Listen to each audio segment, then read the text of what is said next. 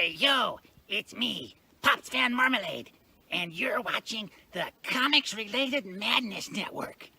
Uh-huh. So come get some. CromCon. CromCon.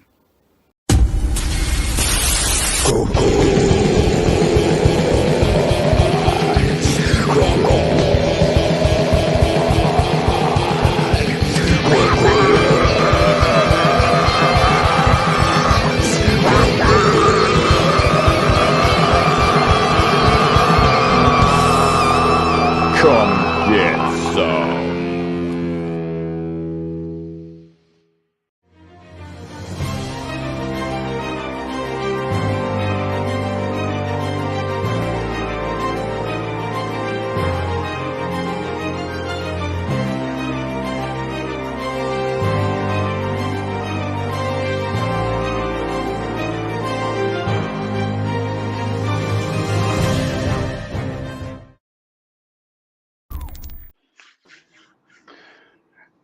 Hey folks, welcome to the Comic Pulp this Wednesday. And in honor of Ash Wednesday, for all of our Catholic friends out there that are celebrating, we thought it would be kind of cool to talk about Ash, as in Ash from the Evil Dead, and tie it into the show because we thought it'd be hilarious. And basically talk about all the continuities and from Ash, the Evil Dead, and all the tie-ins with Freddy Krueger and Jason Voorhees, because why not? You know, Ash Wednesday. You didn't have to think hard on this one, folks. So we're just gonna be talking about different comics that you may or may not have known that has actually happened. So anywho, let's go check the comments real quick. Oh, no one's done anything yet. Cool. So the first thing I wanted to talk about is ever since The Evil Dead came out, there has been a war to get these properties put in together. And finally, in the early 2000s, we got that. We got in comics, we got Ash versus Freddy Krueger versus Friday the 13th, which was great. It was a mini series that was done to please the fans. And what's ironic about it is that story was supposed to be a film. Most people don't know that. Most people don't know that that whole series was going to be a 3-part movie series. But what ended up happening was we just ended up getting Freddy versus Jason, which is ironic because of the fact that all 3 franchises are tied to the Necronomicon, which I find absolutely hilarious. What was your favorite scene in the Evil Dead so far? Like out of the trilogy? Oh man, it's been a while. Like I watched that fucking thing like at 2 or 3 in the morning, and I was in a different state of consciousness then. I don't know. I think all of it was pretty good for what it was in the morning, like that early. We just watched all 4 of them, I think, at the time. Yeah. So it was like we played the Evil Dead games like on the Dreamcast. I haven't played the recent ones, and I haven't watched Ash versus the Evil Dead yet. Mm-hmm. But it was funny just because like it's sort of like you liked Ash, but he was kind of an asshole. That's the thing. It was ridiculous and cartoonish, but it was pretty good. But like the beginning, like I guess like the first one was just crazy because it was just such low budget and shit. Like when they said, "Oh, his sister was raped by trees," I'm like, really? I couldn't tell, but okay, you know. But I mean, it was just weird. I mean, it was just with the sticks and everything like that. It was actually kind of perfect, but it was just kind of weird too on another level. So yeah, that's how it was. Evil Dead. It's like if we watched them all, it would be just enjoyable to like laugh to and everything. Yeah, my favorite scene in the first one, I have to say, because again, he is an asshole. Like that character, I mean, there's not really, for as far as heroes go, he's not like the typical hero we would be attracted to. You know what I mean? In all accounts, like he's kind of douchey. But my favorite thing about that film, because it was so low budget, they know you could see the wire work. They know, and they don't hide it. They just full on go into it and go, just accept it. You know what I mean? And that not many. And what's crazy is not many directors or comic book writers today, like, will actually show their mistake and make it part of their project, which is interesting, you know. Well, it's kind of funny with fucking like I'm thinking like with the kind of shittiest movies. Like you have James Gunn and nobody realizes that he actually did Tromeo and Juliet from Troma Films. So I think that's the funniest fucking greatest thing ever is that he's like this guy who like fucking came from like supposedly, and I met Lloyd Kaufman. He's really fucking nice. So I'm not trying to say this to I'm shitting on him. He's a really cool guy. Like literally, if you go up to Lloyd Kaufman and say hi to him, he will talk to you like a regular person. Like he's the best guy ever. And he's just a really nice guy. I like him a lot. I think he's really cool. I think I've messaged him a few times and he just talks to me like a normal person. But yeah, he like literally gave James Gunn his start. And people are going like, oh, what? I'm like, yeah. So I just thought that was funny with James Gunn, like on that shit. Yeah. For you folks that don't know who Lloyd Kaufman is, he is the creator of the intellectual property known as Toxic Avenger that became a cult movie, that became a cult TV show, that became, I think the comics were printed over at Mirage Studios underneath the Ninja Turtles and had a few crossovers, which was just great. I love the fact you have this janitor-like character that gets dumped in, ooze, and, he becomes like this superhero with a mop. In some cases, the mop talks. Sometimes in other cases, it doesn't. It really doesn't follow its thing, but before the Tick was ever the Tick, Toxic Avenger came out and was just absurd fun. And what's entertaining to me is in the comics and in the films, like characters like the Tick and the Toxic Avenger, they're like very dark and grim. Even Men in Black. But then you watch their films or like their toy line, and it's like 100% like kid friendly, which I find hilarious.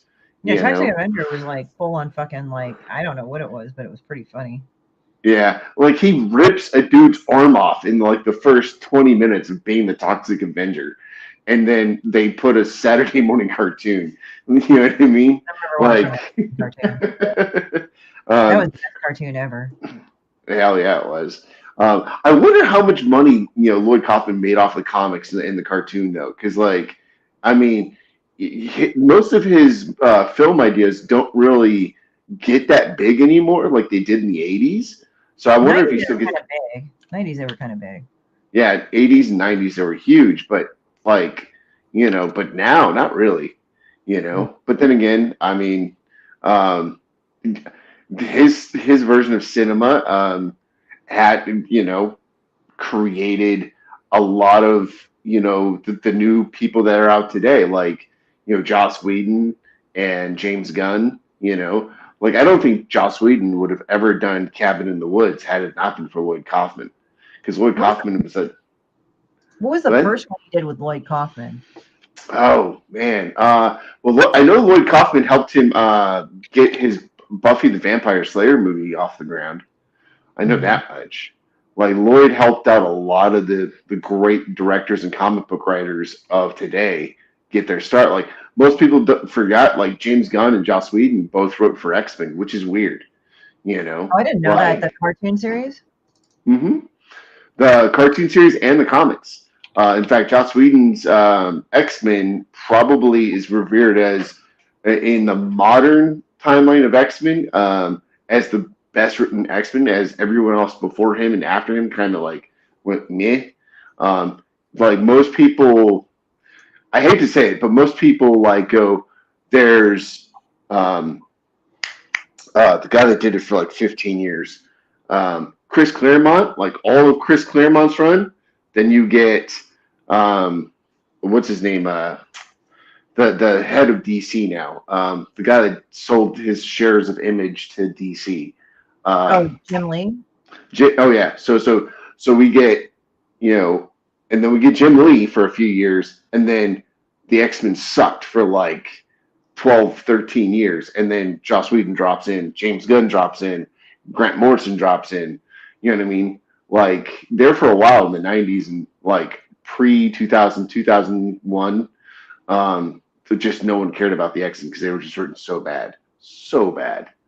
You know, I think after Onslaught was like when the X-Men just went like that in sales. Just the Onslaught is writing was. Onslaught is Xavier's kid, right? I'm trying to remember. Yeah, no, it's the psyche of Xavier. It was assumed it was his child, but it was like his child's psyche within himself. It was kind of weird. Because Legion was his kid, right? And then he wasn't trained how to be Right. a telepath. And then what ended up happening is that he kind of went nuts because he couldn't deal with it. Right. And which is interesting because like when we are looking at all these, X-Men, titles coming out now, still, I mean, give credit for credit is due. Everything ties in with Chris Claremont. Well, it's almost like the X-Men timelines and publications can't survive without his writing. And what I like what Chris Claremont did, tying back into Ash versus the Evil Dead, he dropped hints of the Necronomicon in the X-Men plenty of times, like with Mr. Sinister, Apocalypse, which I find entertaining. But most fans don't know that because, they weren't fans in the 80s or the early 90s. And it's kind of weird too because the Necronomicon in the X-Men titles, it explains how it helped Sinister and Apocalypse get so grandiose in their powers. But then again, it's never mentioned. You know what I mean? It's like a one and done, just throwaway type of thing. But I still would like to see the proposed Ash versus Mr. Sinister comic that was supposed to come out in '98 that just didn't happen.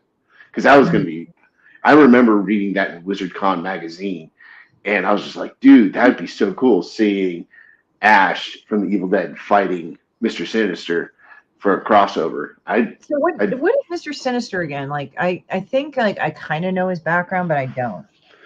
Okay, so because he's supposed to be like the devil, I guess that's what it is. Yeah, his storyline gets convoluted. He starts out as a scientist. Okay, the original one that I remember, he starts out as a scientist and he starts splicing on people to try to enhance humans to their full potential of evolutionary progression. And then he screws around with himself and transforms himself into this monster. Then there's the Necronomicon one, which you said, he's the devil. Like, there's that timeline where he uses the Necronomicon to basically allow a demon to possess himself, to grant him the powers to unlock his genetic code. So, I mean, he's one of those characters. It depends on which timeline you're referring to, because he gets retconned a lot, actually, surprisingly, in comics. For such a staple character against the X-Men, his origins get retconned. So I wouldn't be angry if when they because they dropped and hinted about Mr. Sinister repeatedly in the X-Men films by Fox, and they just never brought him out, which I find weird. I really hope they bring him out in the new Deadpool one because that'd be cool because we'd finally get him. Yeah, he's just one of those characters. Like the background, of his creation always changes. So whichever one they go with, I wouldn't be upset with in the X-Men movies going forward. That's just me, though. Right. Oh yes, Asian Invasion, folks. As we're talking about this, we're gonna do a quick plug. Christy, take it away because I forgot we had to promote it because it's coming up. Well, Asian Invasion is essentially a bunch of Asian comic creators. We're going to have up to 9 creators, including me, at the Comic Bug in Manhattan Beach in Los Angeles on March 4th from 11 to 5. So come on by and check it out. The entrance is free. I mean, we're just there to feature Asian comic store book artists and just to let you know that we exist. And, just promote, we're going to have Diwata Comics. That's a Filipino comic company. Immortal Studios. That's Wuxia comic company. That's a Wuxia comic company. They have a whole universe in themselves. There's me with Demon Bitch and Sepulcher. There's Hyde Hermit Studios. They make pins and such like that, and pins and prints and stuff. 2 artists. Don Ho will be there. Chances are the fucker will be late because he's always late. If you don't know who Don Ho is, he is currently inking Marvel's Warlock, but he was doing Silver Surfer, and he has done. What was the other one that he did? He did another. You had to put Don on blast like that, really? It's a running joke. It's a running joke. It's really a running joke. So yeah, he's doing that. And there's Don Nguyen, who is actually who's going to be part of that too, Pablo the Gorilla, but he's done a lot of Kickstarters and stuff like that. And Mog Park, she's the official concept artist for Game of Thrones, and I think she's going to do the upcoming Jon Snow series as well. So yeah, Mog Park's there. I think I haven't forgotten anything. I think Mike and Sol On, they're doing Out of Order, and Daniel Gaston, he does Chaser. So these are great. Ooh, what's Chaser about? Chaser is about, I'm trying to remember off the top of my head because my brain is scrambled, but it's about a woman with a guitar and magical properties. Because Daniel himself is a magician. Yeah. So he's doing good. So it's interesting. So yeah, you should check them all out, guys. Go buy her shit directly from us. And I mean, it's not that you can't do it through the thing, but you can't give also the comic owner shit because he's Japanese. So you can go fuck yourselves if you want to give him shit too. So this is a so yeah, check out Asian Invasion. That's all.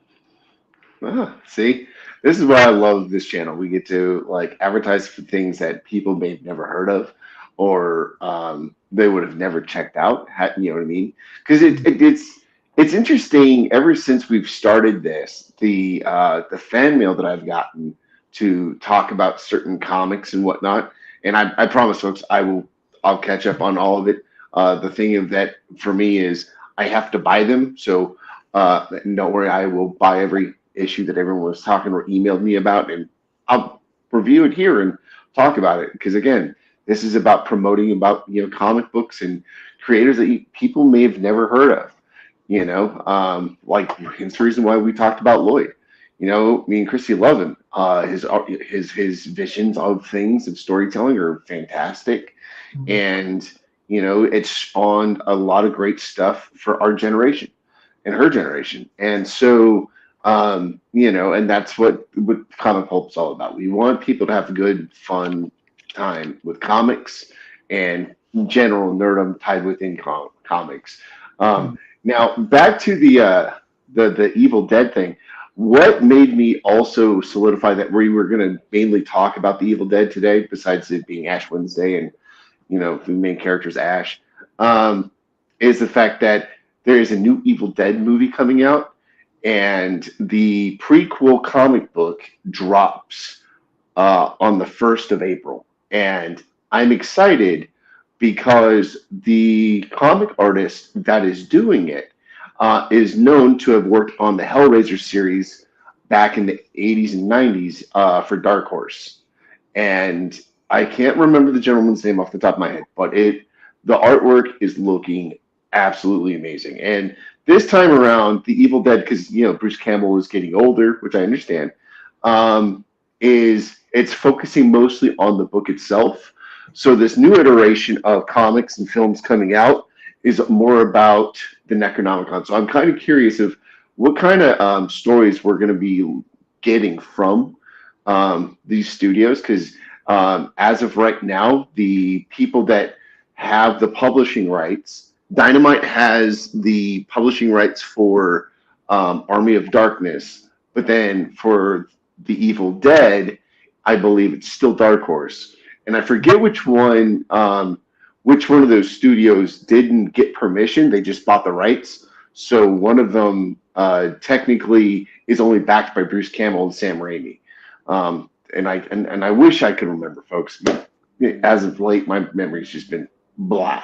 But there was this, I think there was one that they did Ash as a woman, but it wasn't well received. Everybody kind of ignored that one. Yes, that one is the one that like the fans lost their stuff, like, which I don't get. I really don't. I don't care that Ash is a girl. It's just that I think it didn't have that campiness or funniness. It was just serious. Right. Yeah. Well, that's what the fourth Evil Dead movie was all about. It was just remaking it, and they made Ash a woman, and they launched the woman Ash character into comics, and they were trying to be more horror centric than like the dark comedy that the first three were, and I guess I kind of get the backlash, but as a horror fan, I don't, because like I thought Evil Dead 4, or as it's been dubbed, has been is a great film. It's got great scares. It's got great cinematography. The special effects will creep you out, And I like the fact that the main character was a drug addict, and her friends were taking her to this cabin to get her sober, and all hell breaks loose. You know what I mean? Like, it's an amazing story. I loved it 100% when it came out. I bought the DVD, and then I also got the graphic novel that came with, because I wanted to see what they were going to go with the character.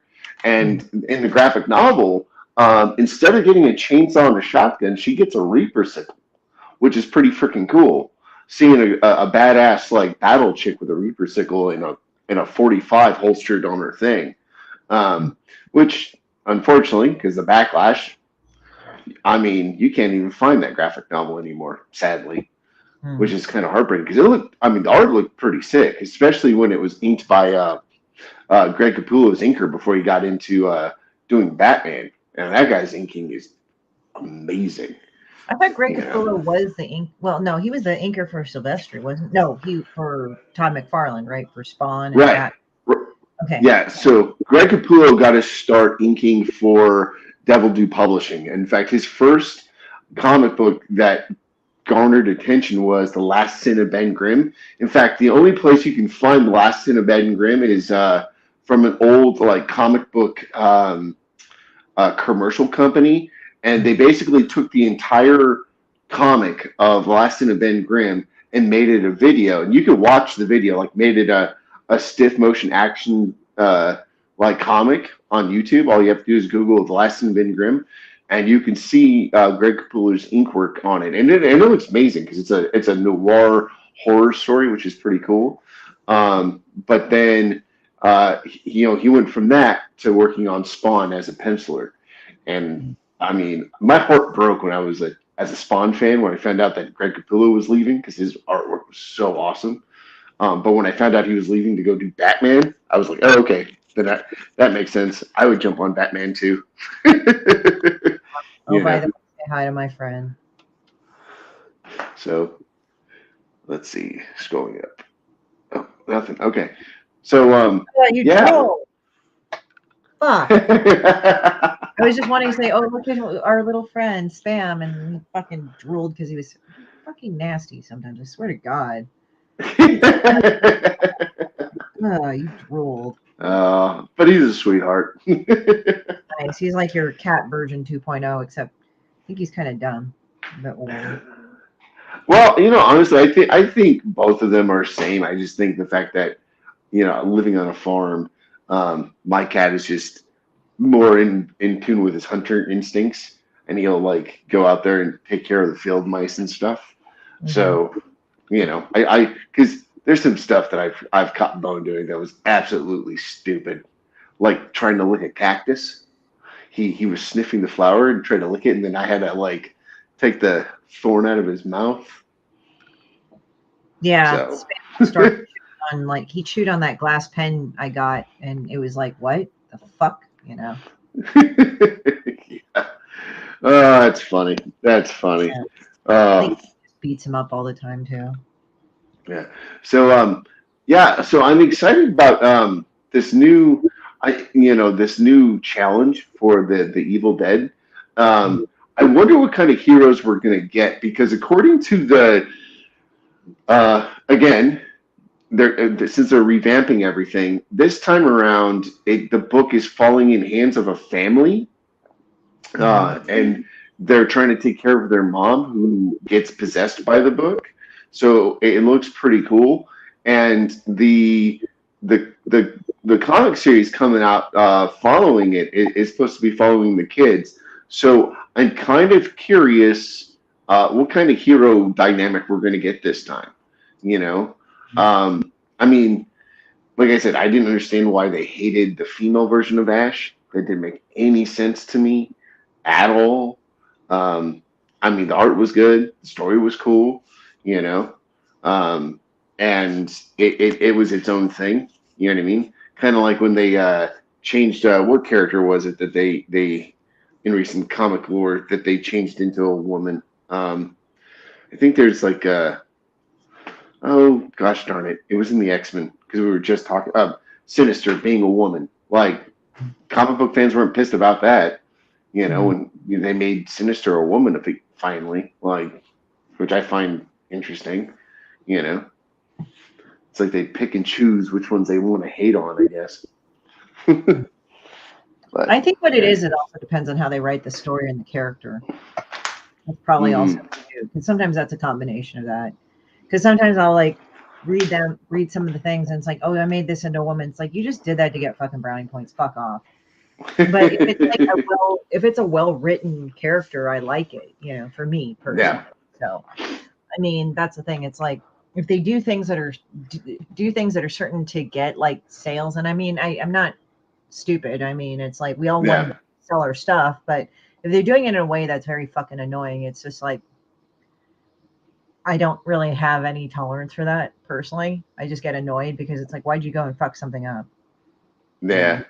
No, I get that too, because like here it's kind of like how people were complaining about the new Hulu series for Baker's Hellraiser. They're like, oh my god, they made him Hellraiser a woman, and I'm like, well, in the original novel, Hellraiser was a woman. They made him a man for some reason in the original movies, and Hellraiser, Pinhead. Oh yeah, Pinhead. Yeah, oh, Pinhead. Really? In the original book, Pinhead was a woman, and then but because of the rise of slashers in the '80s were men, the studio when they picked up the book from Baker, from Clive Baker, they made him to make Pinhead into a man, as to go with the craze of slashers. So that's the reason why Pinhead for the longest time was a male in the movies and in the comics. You know what I mean? And so, but, when Hulu got it, as, the rights reverted back to Clive, they went back to the original drawing board and go like, no, let's do what his original idea was. Because Baker was inspired by a dominatrix that he was next door neighbor to create it. And he based everything off of her. In fact, his writing notes was kind of interesting. Like how many people are attracted to dominatrixisms, and like that these women can actually make a ton of money off of just absurd things, So I'm kind of glad that they've like went back to his original idea. I like the idea that when an artist creates something, studios will give their idea something to breathe about, to work within versus just changing the idea completely, because even in the book, like the uncle is a lot more, how can I say, a lot more predatory, I'll say, and it just makes you feel uncomfortable. And so I understand why they called that down when they did the movie and they did the comics. But yeah, the original idea is was a lot more explorative of what does it mean to be pain and pleasure. I think it's just around that time, folks were just uncomfortable with the idea of that reality of within the BDSM community that there are dominatrix that get paid to do this crap. Which now in today's society, if someone said anything about it, they wouldn't bat an eyelash. In fact, Gene Simmons did a comic series in 2006 called Dominatrix. That was a superhero that was a dom that just went around whipping dudes with a whip. There's also ones like Dame Darcy. She did Diary of a Dominatrix. That was back in the day. Like it was underground, but it was pretty big. And then there was also like the thing is that like everybody's like, oh, Shades of, with Shades of Grey, where he did the Janus contract with her, and I'm just like, actually, when you look at Secretary, that's actually much more an accurate one. Yes. Yeah. Yeah. You know what's funny is when I was studying that stuff there for a brief while, just because it intrigued me, only because when I found out about what happened to Clive Baker's idea for Hellraiser, and being a horror fan, I always go down like the rabbit trails, like how did you come up with this idea, blah blah blah, and and I started swimming in the books that talked about this stuff, what it actually is, why people are attracted to it. I could see why people get attracted to that, because if you're used to having demon chicken, what's up, Quentin? If you're used to having anything and everything you've always wanted, no matter what, like the people that are typically attracted to this, I can see why that type of stuff would attract you, because like you would, if otherwise life would be boring. So what's up, C? What's up, Phil? Yeah, nice seeing you on here, Quentin. So I get it, and the fact that he was exploring it in a horror like manner was a lot of fun, especially in the comics, because in the comics we learn more about the Hellraiser cube being a gateway for that, and it's not necessarily evil, it's not necessarily good, it's just perception. Leviathan, the puzzle cube. Leviathan. It's the whoever holds it, what their perception of it is. You know what I mean? So it is to not vilify what these things are, but at the same time, he uses scary imagery, because most people, when they talk about that lifestyle, they're scared of it. They think it's looking, you know what I mean? Like it's unhealthy. They demonize it and whatnot. So that's the reason why the Cenobites look the way they do. And which I find kind of funny, because it's like when I've known like quite a few friends in that community, they're actually probably the most healthiest ones, because it's like they're like, this is how our relationship is, this is how we have our boundaries, and we never cross them. Otherwise, if you do that enough times, you're going to be branded out of the community. Like, like people running around going like, I'm a dom, or I'm like, if you run around like that, they're going to fucking flag you, because I mean, as I said, I'm not in that community, but I have plenty of friends that are, and they say, yeah, people like that run around like that, they're going to get flagged instantly. They're like, no, those are the more abusive doms and all that other shit. Like, they're the more abusive people. So it's like they basically cut those people out as much as they can, because you don't, like, a lot of the times doms and subs are pretty low key about it anyway. Like if they're open about their lifestyle, they're not like, oh yeah, I'm this. It's just, yeah, okay. They're more. Yeah. And it was funny, because when I was doing the research, because again, when I go down these rabbit trails to find out how people come up with their ideas and why, when I like their art, whether it's a film or comic book, the people that I met that were into it, not in a million years you would ever figure that they were doing that stuff. You know what I mean? Like, which I found interesting. Especially the one lady, because she was a school teacher, and and she wore, and I will never reveal her name because she's a very sweet woman, and she was very, very nice to me. We talked about things and like why she got into it, and it's come to find out, when I was talking to her, a lot of people that are attracted to that stuff are highly intellectual, like their intelligence is off the chain.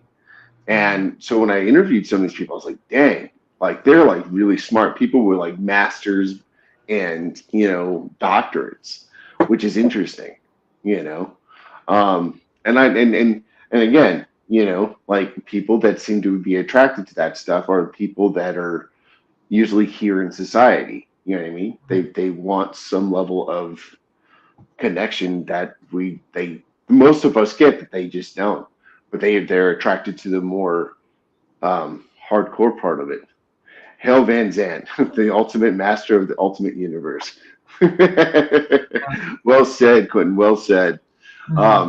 Anyways, going back to the Ash stuff though, and I find it weird that Sam Raimi and Clive Barker though both they don't like each other.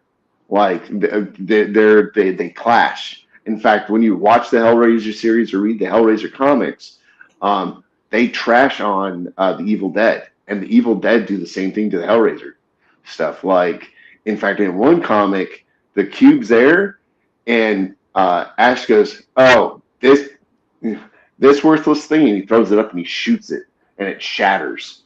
Which I find interesting. And at one point, if you signed for like the Hellraiser IP over at Dark Horse, they couldn't be working on a Evil Dead comic series, which I found interesting. Say again? It was complicated. Yeah, their Facebook statuses were it's complicated. It's complicated. Yeah, it was. I don't know. I just found that weird. I understand people have their beefs in this industry, but some of it I'm just like, I don't think I'd ever go that far. If you do WWE style beefs, make sure the other party knows about that before you do it. Because remember how we would see like people like actually doing it and then they cause real problems and they're like going, when it's like, but it's WWE. It's like, yeah, but in WWE, when they didn't like each other, they kind of knew that it was a joke. Like it was in their contract, like, okay, you don't like each other, but start a fight. But we know only it goes so far, Yeah. So it's funny. It's funny. As I said, like some people that I've known have raised up against Demon Bitch, but it's like some of it I just know it's in good fun because they're just shitting on the character. Yeah. Oh, like was it the angry video game nerd versus the nostalgia critic? They'll trash on each other. And I think there was one more they fought against too. Oh, it was a slow-mo fight, and it was 3 people, and it was nostalgia critic, him, and one other guy, and I forgot who. The Black Nerd. Yeah. I think so, yeah. Yeah. Which I found funny. Like, honest to God, I was like, when we were starting Kumio, I was like, man, maybe we should have done that. Oh well, too late. Like jokingly trash each other or whatever. Because I find those fake social media fights in comics kind of funny. Like how Ryan Reynolds and Hugh Jackman trash each other, but they're always in each other's movies and commercials. Well, yeah, like the Aviator Gin, like he does this whole thing about Hugh Jackman's coffee thing, and it's like a nice thing. And he said, like, literally, it was like, oh, yeah, I did. And he said, oh, you really wanted me to do, oh, okay. And literally, did this where he just poured he like broke the he just sat there, and then Ryan Reynolds was like, it was funny, because I'm pretty sure these two like fucking thought this out beforehand. They were just even as you mentioned it, man, I'm laughing because it was so funny, especially like the way he just tosses the cap to the aviation gin, and it just like he just doesn't care. Yeah, he's like, he's like coming out with a like Deadpool 3. They're actually coming out with Wolverine in it, so that's good. I'm pretty sure that would be pretty fucking funny. Dude, like I said, in this new Wolverine Deadpool movie, I hope they do Sinister. I want to see Mr. Sinister in that film so bad. I don't care even if it's a gag where they just cut the dude's head off, like they did the Vanisher. I think they're gonna make fun of him and say, "You're this goth dude, aren't you?" or something.